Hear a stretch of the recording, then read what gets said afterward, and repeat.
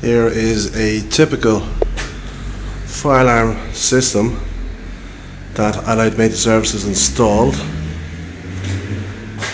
in an underground car park. And as you can see, upon request of the customer, we have actually installed the fire alarm panel inside a all weatherproof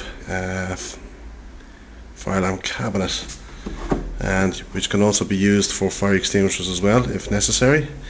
It has a rubber seal as well, which will actually help to keep it insulated and decrease the opportunity for condensation to build up and keep it all protected. And this actually is a very cost-effective method of keeping your fire alarm panels safe from moisture degradation.